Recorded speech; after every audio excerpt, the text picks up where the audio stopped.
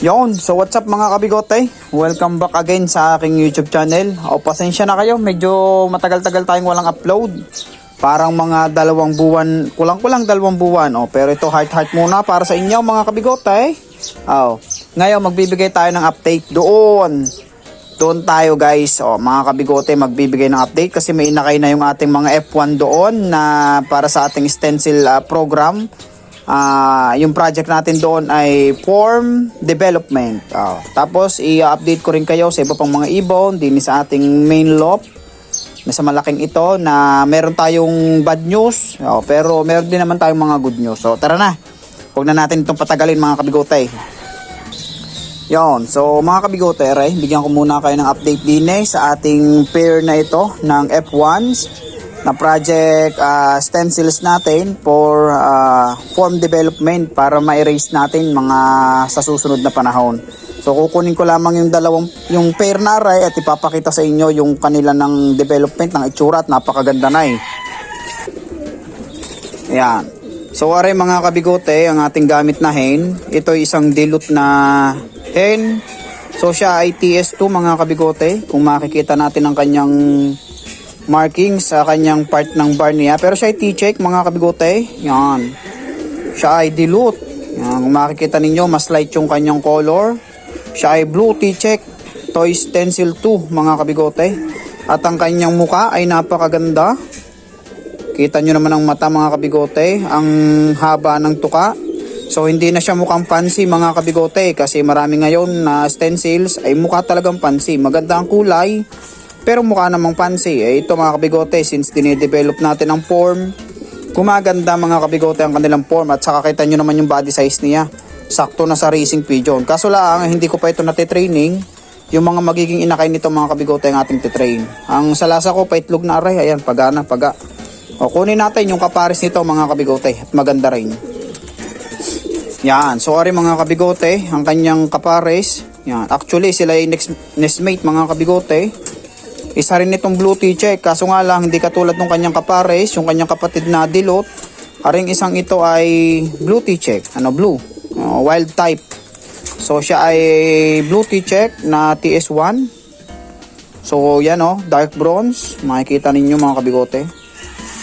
So, going to TS2 rin kasi medyo naglalight na rin yung ibang part. Pero, consider pa rin as TS1 siya. Toy Stencil 1. Yan. Silipin natin mga kabigote ang kanyang head form. Yan. Maganda na mga kabigote. Ang ganda ng tuka. Yan. Ang mata niya mga kabigote. So, mas maganda yung form nung hen natin kasi yun ay mas maganda na yung head structure. Alam nyo ba mga kabigote, ang mga stencils kasi malalaki yung ulo. Yung hindi pa nila na ibabalik sa racing pigeon kasi nagpo-focus sila sa kulay. Malalaki ang ulo pero magaganda ang kulay. Ito, dine-develop natin ang form. Ito, medyo maliit na rin ang ulo. Ang kanyang size, mga kabigote, pang race na rin. Kaso nga lang, dine-develop pa natin ito para mas maganda kapag ating ikinarera. Ayan, May buka natin ng bagways. Uy, kaganda mga kabigote. Yala, yun. So bago ko ipakita sa inyo mga kabigote yung may inakay natin, papakita ko muna sa inyo yung ating isang 4th generation dito mga kabigote na ating tinahiyang butche. Dahil nahagip ng aso, yung aso nating isa ay nakapasok din sa may gilid, ay nasa gilid siya. Nahagip, ayan, tinahin natin ang butche, magaling na, hilom na yung sugat niya at napapalitan na uli ng balahibo. Ayan mga kabigote, ang haba niyan. So nung nakita ko siya ay tumutuka, ay may nalaglag na patuka sa kanyang leg at saka yung tubig dire-diretso lang tumatagas.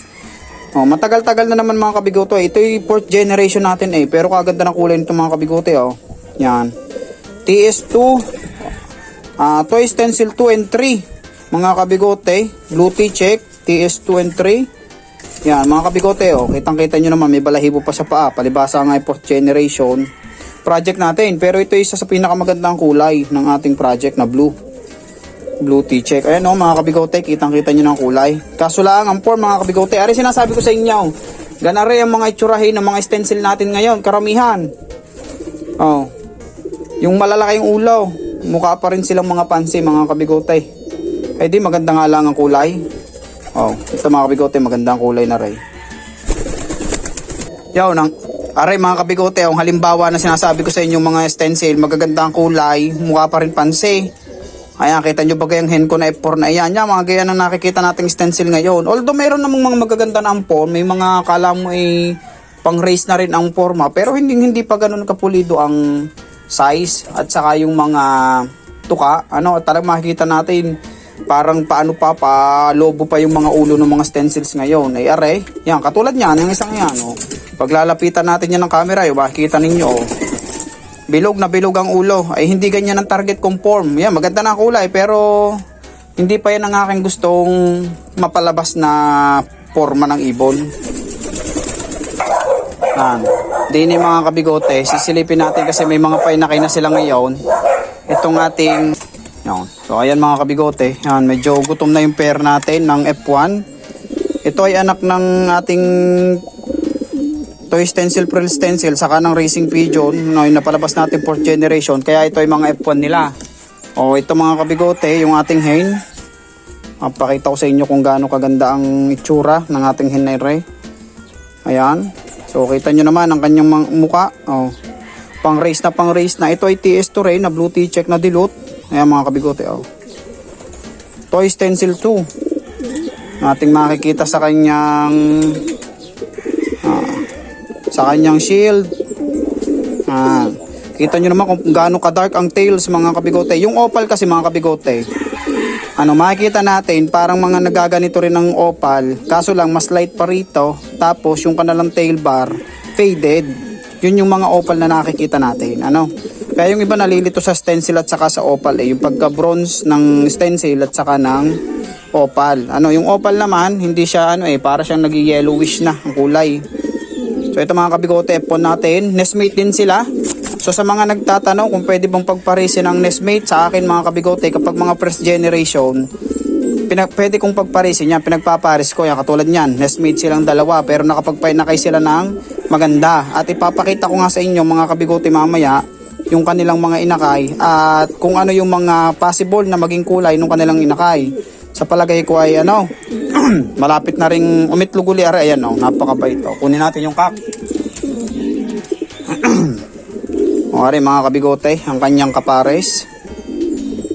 Isang blue T-check. Ang pairing natin dito basta yung mga hen natin dito, mga dilute, yung mga kak na ginagamit natin, mga blue, mga wild type. Ayan mga kabigot. Ganda ng kulay, maganda ang pormahan, maganda ang head structure, maganda ang tuka, maganda ang mata mga kabigote. Kita nyo naman. Kasi makikita natin yung mga stencils, hindi sila nagkakaroon ng mga markings o yung eye form ng pang race. Yung iba parang mga fancy pa rin na nakukuha sa classic oriental frill, pero ito nade-develop na natin. Kita nyo naman yung mga mata mga kabigote. So yan, dahil meron siyang dark tail bar at saka yan, isa siyang mga kabigote, blue T-check na TS1 dark bronze. So yan, nestmate sila mga kabigote at pwedeng pagparisin ng nestmate as long na healthy. At first generation pala mga kabigote, kasi sa second generation baka magkaroon na tayo ng problema. Pero hindi pa naman ako nakakakaproblema doon sa nestmate ng second generation. So, titingnan natin. Magta-try tayong magpares ng second generation. Titingnan natin kung magkakaigi sila. Ngayon, kukunin ko na yung mga inakay mga kabigote. Ayan. So, ito na yung mga kabigote. Ang mga inakay nila. At mga healthy. At ang gagaling nilang magsubo mga kabigote. Yan. Ito ang isa sa ating mga medyo challenging dito sa pagbibreed ng stencils mga kabigote. Yung naging inakay nila ay napakaganda ng tuka, napakaganda ng head structure. Kita nyo naman ang tuka mga kabigote. Talagang pang race na ang itsura. Ang kaso, wala pa silang masyadong markings ng stencil. So kita nyo naman, isang check lang to, blue check. Pero pag binuklat mo yung ilalim mga kabigote, ayun yung bronze palabas. Medyo aninag na rin siya dito. Ayan yan may bronze na. Atin nga i-focus. Focus. Yan. May bronze na. At kapag yan ay nag-molt mga kabigote, yan ay kakapal pa. Baka lahat nga ng check na yan maging bronze yan So ito mga kabigote, yan. So nakakuha tayo dito ng TS2 kasi light bronze na agad yung kita natin at makapal pa yung palabas sa ilalim, aray. Yan, papalabas pa. So ang forma mga kabigote ay, kita nyo naman ang tuka mga kabigote. Kaya tayo nagde-develop ng form.